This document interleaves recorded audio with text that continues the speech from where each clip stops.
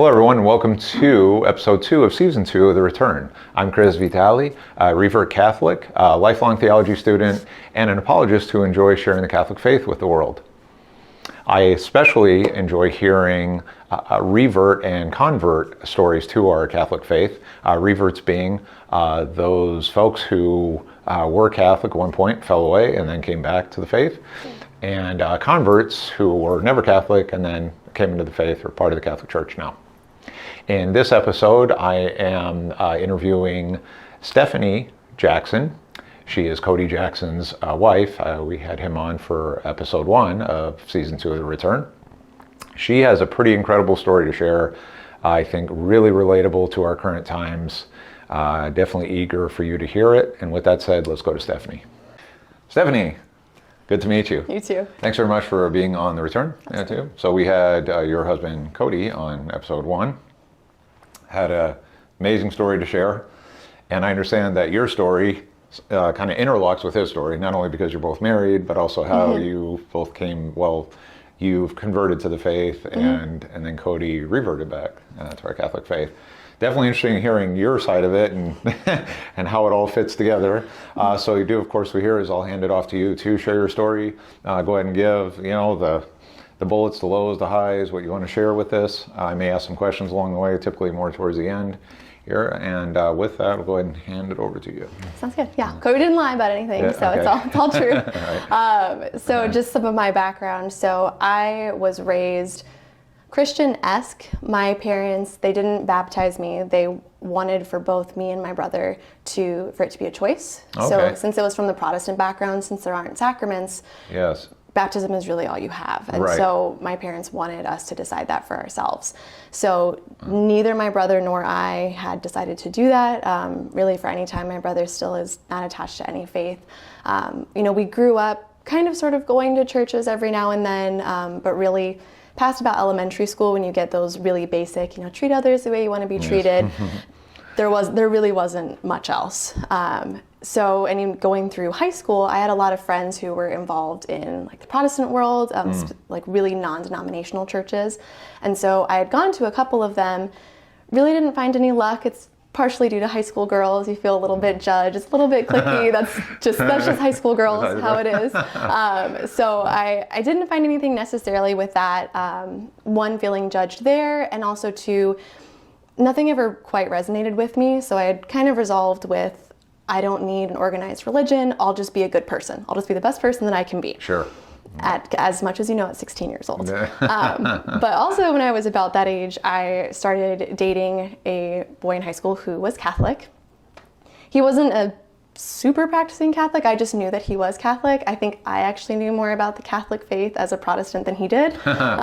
So he is my now husband. So you'll hear him talk about that, he didn't know that Protestants weren't under the authority of the Pope. And so that was something that we talked about. And just as a Protestant, you often learn a lot of judgments against the Catholic Church. Yeah. So I'd always known those, and never in my wildest dreams would I think today that I would be Catholic because of that. So so really just no faith background really growing up.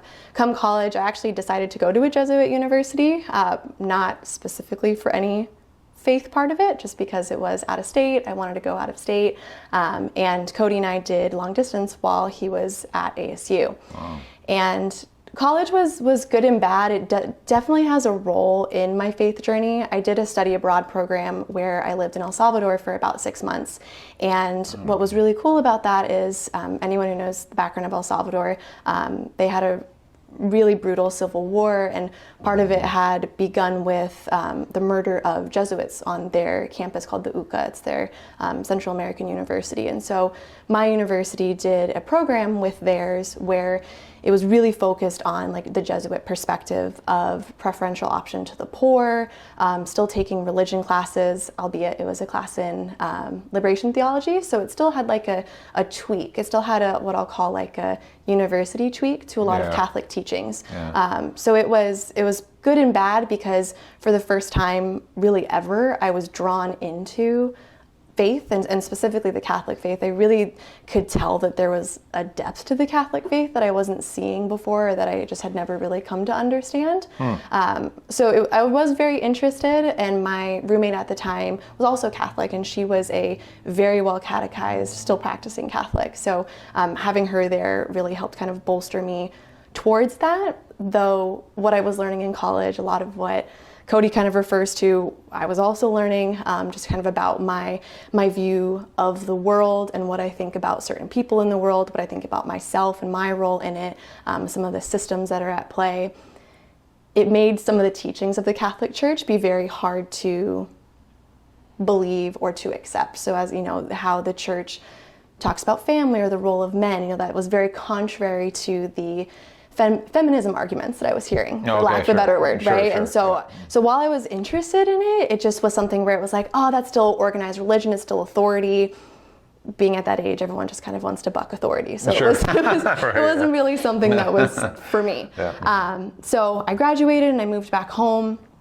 And Cody and I, while we were long distance and with all of this going on, it caused a lot of strife in our relationship. And I give a lot of credit to Cody that I think in just in very short and small words, that I treated him awfully. I treated him very terribly. I just fully believe what college had told me and about what, you know, straight white men like him are like, and how I need to, you know, be the woman and go out and pursue my career, and that was the most important thing above anything else. Wow. So I really didn't treat him well. And when I graduated from college, I became a teacher, and I did that because I really wanted to help people. The one really beautiful thing that my university did instill with me is the need to serve others, and especially like underserved communities. So I taught out in Maryvale, in a really rough community, and it was really hard. I was 21. I was living on my own for the first time away from my parents. Cody and I were actually living together, and coming out of college, I was now kind of having to face the reality of the world, and how all these things I was told in college aren't necessarily cohesive with reality. And I started to just have these internal battles of trying to understand what was happening around me, and still like fighting. I felt like I was fighting everything. Like I just wanted to argue everything or tell everyone that they needed to be this way, or that they just didn't know and I knew more. And it was just very arrogant and extremely prideful. You were empowered. Yeah, I was empowered, right? But how little I really did know. Like I was so naive. And so, you know, Cody and I were mending things, but it really all came to a head my second and last year teaching. There was a political movement that was happening in classrooms across Arizona that I really disagreed with.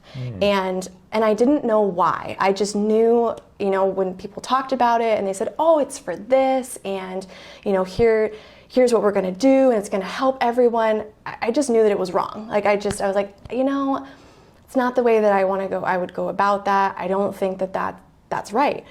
And that was met with a lot of judgment, and not just judgment, but seclusion. I at that point became very isolated in my school. I think that I likely was the only person in my district who didn't agree and who didn't want to pursue this route for teachers and for students. And that was kind of the culmination of kind of this internal turmoil that I had been feeling really since college.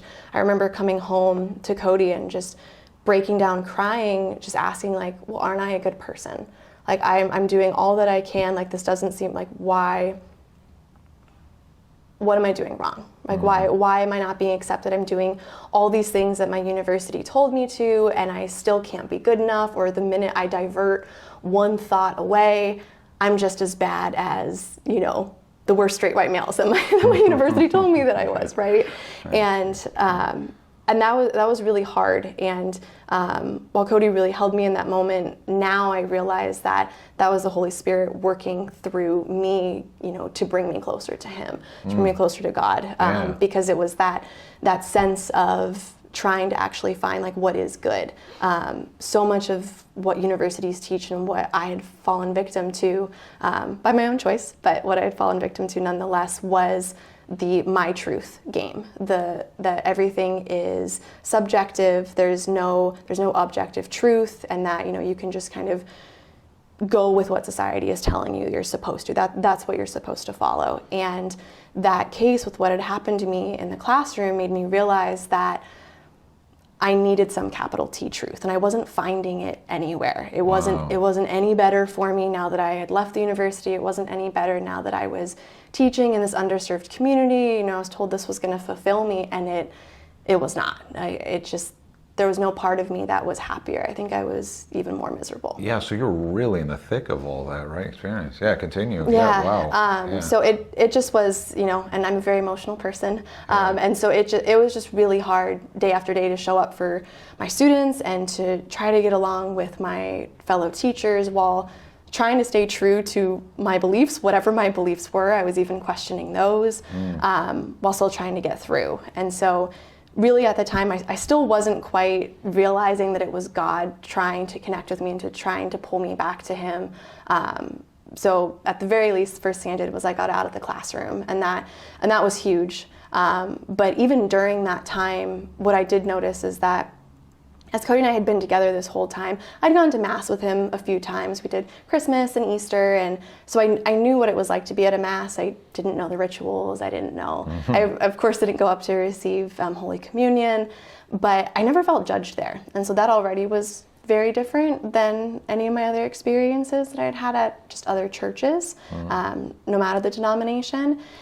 But while I was really struggling still in the classroom, I had started to ask Cody if we could go to Mass more, because I knew that no matter what was going on in my head or how unsettled I felt, when I went to Mass, although I still didn't quite feel like that full participant, I felt a sense of calm while I was there. I just felt, Nice. I felt at ease, and I wasn't getting that anywhere else. It didn't matter. I had started running a lot because I thought maybe I'll do physical activity and it'll settle me, but it just wasn't doing the trick. No. And so we started to go more and more, and I left teaching, and that did a lot for me personally, just kind of getting out of that environment. We kept attending Mass pretty much every week, it felt like. And as I got a new job and I was much happier there, I still kind of felt unsettled. And I think I always talk about St. Augustine's quote of "Our hearts are restless until they rest in you." And he's talking about God, and he's saying that even though I thought I had narrowed it down to this teaching environment that caused me it was really something more than that. And that it was really God that was reaching out to me to become more in a relationship with him. And I asked my questions to Cody and to my friend who was in college a little more about the faith. I had all the typical questions of, what are the saints? Like, why do you pray to the saints? Right. Like, why Mary? Because it's so foreign to, for me, because I'm not Catholic. I had no background at all in it. And eventually, kind of with some of those questions answered, we were just driving by our home parish, St. Andrew's, one day. We lived at that time really close to the area, and I almost just blurted out, I want to become Catholic. And it was just kind of came out. And Cody was driving, and it probably wasn't the time to say that because I think it surprised him, and it probably wasn't very safe with him driving. But, he of course was all on board. And so I signed up the next week and went to classes, and I had asked Cody to go with me because I was nervous. And while we were both there, Kim, who was our RCIA coordinator at the time, had mentioned to Cody, well, are you confirmed? And he wasn't at the time, as he mentioned, so he hopped into the classes with me, which proved to be such a big part, not only of my experience, but in healing our relationship that was so severed from what we had learned, like what I had learned and had really taken on when I was in school still. Right.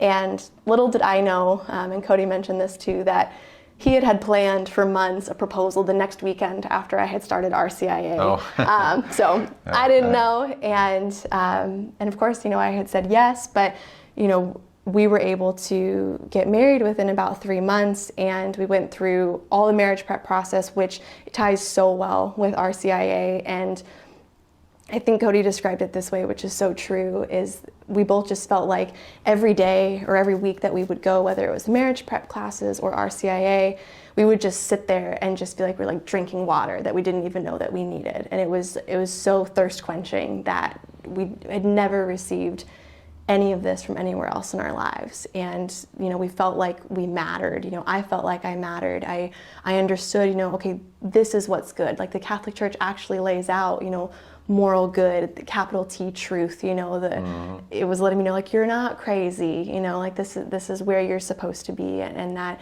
we want to welcome you here. And that was just huge for me. And it was something that I never would have thought that I would end up at. And when we were married a few months later and COVID hit, which I think made it a little bit harder for both of us, especially me, because not only were, of course, a lot of churches closed, but yes. I was waiting on baptism, confirmation, and then for both of us too, our marriage to not become a sacramental marriage until I was baptized. Right. So we were kind of holding on, waiting for those graces until that time, until we could come into the church. And so we were actually really lucky that they had done that during Pentecost, which was still a really great time to also welcome us into the church. And so having that, being welcomed into the church at that time, I got 3 sacraments all at once. It was like I felt like I was floating in a way. Like it was just so light to know that there was just all of this love. I really think that God had shown me, and that He was letting me know, like, this whole path, this whole time, I've been here, I've been walking with you. You just didn't necessarily know or know how it was going to work out. And it's not that our lives are easier now necessarily. It's not that we're without strife. We don't have, no one's marriage is perfect, as an example. Right. But having, a sacramental marriage and just having God in my life, and specifically with the Catholic Church, it makes going through the inevitable trials and tribulations so much easier. Yeah. And that I know who I am. I'm not questioning now, what people tell me that I am or who I am. I just know I am that beloved daughter of God. Like, I am unique and I am important, and that I have a purpose behind it all. Right. And our lives are so happy with our son. I know that That's awesome. he wouldn't exist without us choosing to become Catholic. So I think that's to kind of put the cherry on top. So a gift from that, right? Yeah, that's so that's so awesome to hear. I have a few questions for you. That's an amazing story. First, going way back to the beginning, I was curious because you mentioned that your parents gave you basically a choice, right? At some point, to figure out to leave, and similar to Cody's story, sort of loosely similar. Do you find, I don't know if maybe more even a generational thing or what too, but did you have, say, friends or family or at that time that were in sort of similar circumstances? Like, has this become more popular, say, in the last, say, 20 to 30 years, couple of generations of, and I've heard this actually, so I'm kind of answering my own question because I've heard it from my perspective, being kind of in the Gen X category of, having friends or, family are like, well, when I raise my kids, they can decide later on, right? I'm not going to indoctrinate them early on or how they look at it. But you found that as more of a common sort of trend out I think there? so. Yeah. I think that just with religion in general, like not just Catholicism, I mean, really too, even like from the evangelical perspective, you're starting to talk about hard truths with children, how to raise them and what's right and wrong. And that's not the narrative we're told now in secular society, is that there is no objective right and wrong or good and evil. And so that makes it really hard. And I think a lot of parents want to be friends with their children, and so they don't want to evoke that this is how it is. And at least from my perspective, my dad was actually Catholic. He was raised Catholic and has not practiced since he was a teen. And my mom was kind of Baptist background a little bit, but I think that disagreement, that neither of them had really had a strong faith, they thought, this is kind of awkward. What are we going to do with our kids? Let's just let them decide. And I don't want to call that, it's not laziness on my parents' part, it's not the right word for it, but I think to almost avoid some of those uncomfortable conversations with each other and then with their kids, they just said, we'll give you the very basics and then you decide from there. Yes, yes, yes. Thank you for that. Yeah. So now, fast forwarding back more to the end of this, and your marriage now with Cody and family, and you said something with that. Right? Exactly. Marriages aren't perfect, right? And you know, it takes a lot of work but really connecting, right? And so, you know, you both realize together that you're bound, you know, together physically and spiritually, right? You're in this physical and spiritual union together, right? And wanting to have that, always keeping that in mind as your core, right? Your foundation and your faith journey together. And also you mentioned that you're now, you and Cody are helping with natural family planning, teaching that. So what would you say to couples, or let me ask it this way actually, have you encountered couples out there, maybe more in a sort of secular sense, or how has that been with couples who maybe don't have the same grounding you and Cody do in your faith, right? And then you see some of the challenges because you see maybe, looks like they need to get God, or sometimes they need to have that in their life. Like, how's that been now, you know, I think it's hard for the two of us because, you know, we're not perfect, right? You know, we lived together before we were married, right? So it can very easily come off as judgmental, right? Or holier than thou, right? Which is so, you know, so not the. I mean, I was on birth control for 7 years. You know, I mean, not even knowing that it's an abortifacient, like not even understanding that. And so, you know, I think both of us carry that as part of our journey to know. So it makes it hard to talk with people. But I mean, there are small things where I was working with someone and she had mentioned something about finances with her fiance. And it was something about kind of tit for tat. He does this, I do that. And I didn't know how to put it not a nice way, but it was hard for me to almost explain, like, you're going to get married, you know, if you're entering into a marriage, you know, there is no your money and his money. It is yours. You're joining together. And you know, and this woman was exactly how Cody and I were, where they've lived together for a few years, right? And they're just deciding to get married, but they don't come from a faith background. And so I'll always say what Barb Lishko, who's our marriage coordinator at St. Andrews, she very poignantly asked Cody and I, when she found out we were living together, she just said, so why get married? Like, what is going to be different about that? And we didn't know how to answer it at first. We just thought you do it because that's what you do. That's what you do. You know, you've been together for 8 years, and everyone's been telling us to get married. But it is that true union that I think that without faith, a lot of people miss, or without having God as part of that relationship. Right. Yeah. Great way to put that. And a final question for you. I'd ask this to Cody as well. And given your background, especially that, you know, having been a teacher and just being in the real thick of you know, ideas, beliefs, or whatnot that didn't settle well with you, right? And so actually, it's a two-part question, I would say.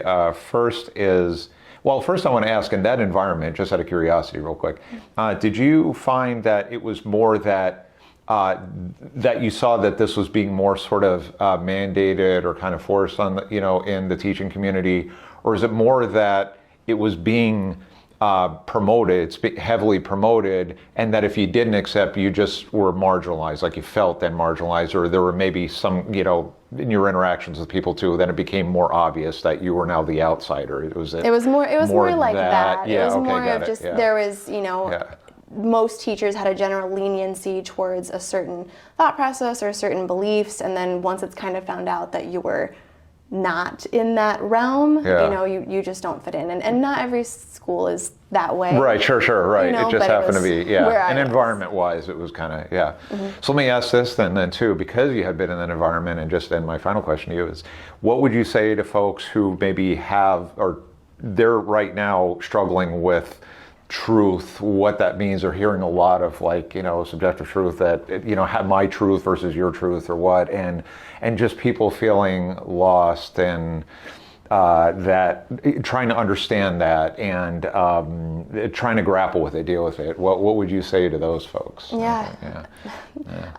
Pray, I think is the first one. Even if you have never prayed before or you don't know how, just lay your heart out and you know, God God will be there and he will answer. And, I found so much peace in Mass, just attending Mass or attending adoration. I mean, we have so many unique things to our Catholic faith to help just get you through that aren't just prayer, and if you are a confirmed Catholic, even if you're a baptized Catholic, go to confession, go to the sacrament of reconciliation, because it's so important to look at yourself and try to figure out what maybe am I doing that's putting myself in this situation. I know Cody talked about Jordan Peterson a little bit and about putting yourself in order before telling all the world what to do. That's right. And I think that is really the crux of reconciliation, and being able to face that first to move on, and just to find community. And I do think for me it was to have a spouse.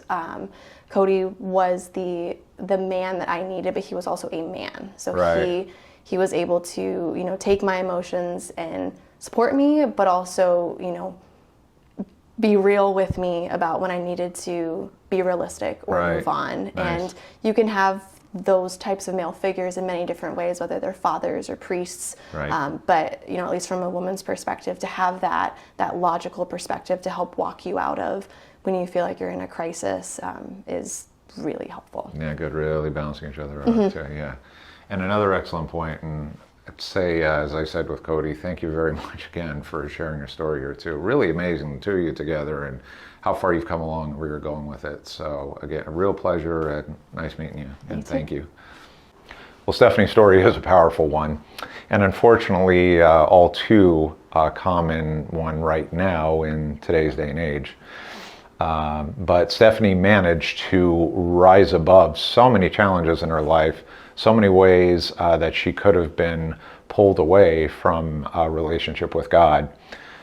Starting with, well, she was pretty well formed in her Christian faith as a kid. Was a Protestant Christian, and did have a relationship with Jesus Christ, and how she understood it at the time. But then eventually started to have her own questions and doubts, and fell away from that, mostly due to some time in college, in her university years, where she was exposed to many different types of ideas and beliefs and prejudice similar to what her husband Cody experienced when he was at university, and he is in episode 1 of season 2 of The Return. Encourage you to watch that as well, because it connects very well with this story. And so both Stephanie and Cody were at university around the same time. And Stephanie, again, she was exposed to a lot of what we kind of buzz phrases we hear of my truth versus your truth, and certain groups being oppressors versus others being the oppressed, and her actually building a lot of her own hostility towards different groups and different ideologies that she now found as is going against how the world should work, whatnot. So she actually ended up exploring some pretty radical ideologies and getting into, say, for example, postmodernism and Marxism, etc. Then suddenly had a kind of wake-up call with that she felt really, suddenly really troubled inside, what had she become? And was really right for her to think how she was thinking then, and including even taking some of that out on Cody as they dated through the college years, because sidebar, they actually met as they were high school sweethearts, and then went to college together, separate colleges, but then we're back together, and they're now married and have a little toddler. But going back to Stephanie's story, she did manage to pull herself out of much of that darkness and really question herself, and becoming maybe more self-absorbed in her thinking, or how to view the world around her, and a lot of the influences she was getting again in college. But then between her and Cody, they went on a faith journey together, him being a revert and Stephanie being a convert to the faith. Sounds like an amazing experience going through the, it's called RCIA program for, becoming Catholic. And their faith journey together has just been one, it sounds like, positive after the next, of growing together, stronger individually and also as a family. And Cody and Stephanie are teaching a natural family planning course as part of marriage prep. So they're also involved within the church and really expanding out their faith formation and how they can grow and help serve our Lord. I continue to wish Stephanie well on her faith journey. I thank you for watching The Return, and God bless.